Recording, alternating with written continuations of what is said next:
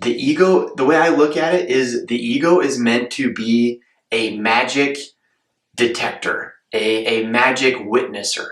I believe the biggest misconception that is being taught right now is what the role of the ego has in our lives here. So many spiritual teachers talk about and praise the idea of killing your ego, dissolving the ego, becoming completely one with source in the universe, which is, in theory, is beautiful, but I believe that is the cause of so much pain in the spiritual community. And that's what I want to talk about, is a realization that I've had that has completely changed how I view really spirituality in general. And that's about cultivating the correct relationship with the ego. Typically, the ego is very form oriented, right? It's about your body. It's about what it can see, other people's view of you, right?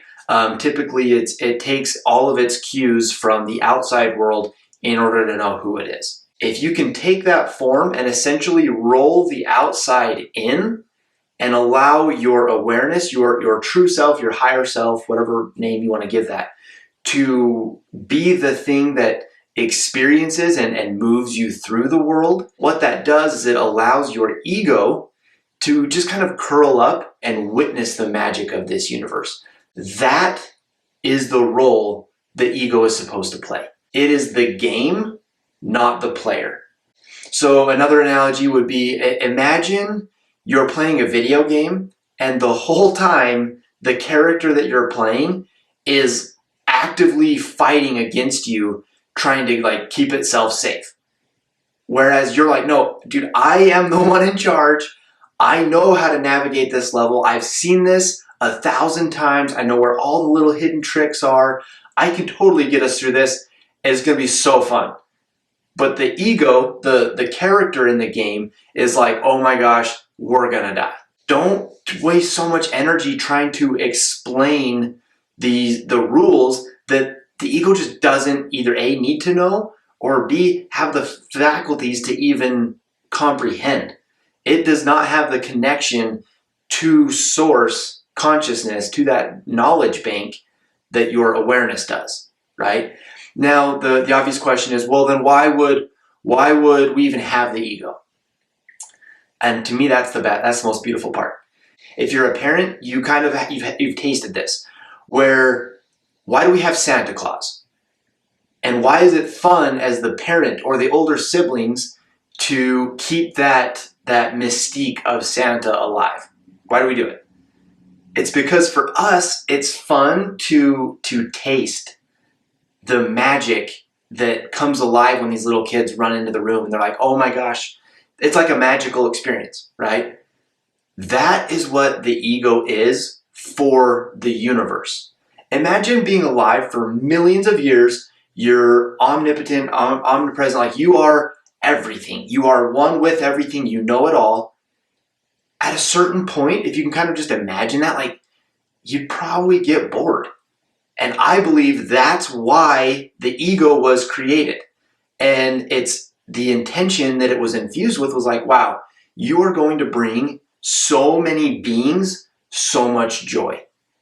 But the shadow side of that and what the ego started to feel and take on is it started to witness the pain that we feel because we have an ego, because we feel that separateness.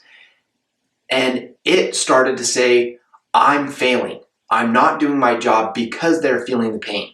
So it started to take on the role of protector and pushing stuff into its shadow, right?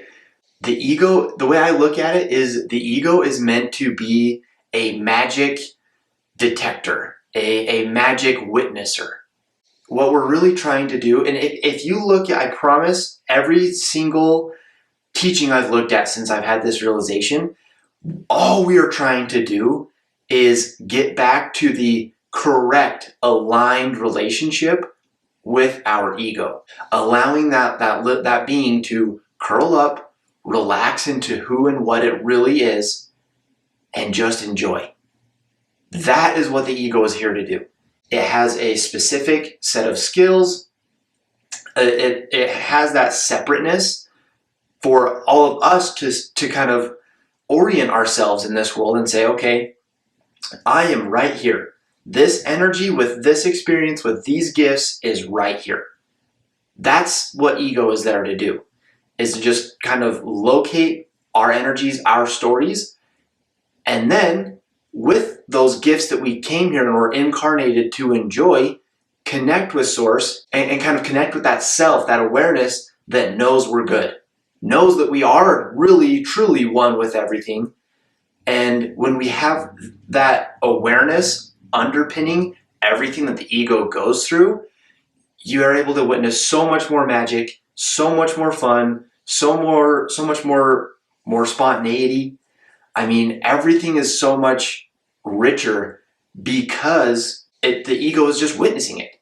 It's not taking responsibility. It's not loading down itself with all of this pain and stories that it doesn't have to anymore. So for me, that is the true essence and true purpose of the ego. It is not something to be killed like so many people talk about, or ego is the enemy. That's not it. That is two ends of the same spectrum, where we're saying too much ego is bad, right? Too much identification with the body and with this reality is difficult, to say the least. But also, killing it and dissolving your ego, dissolving completely into oneness with source, is also not healthy. So I hope that some of this kind of resonated and helped you. Feel free to check out some of my other videos, and I will catch you in the next one.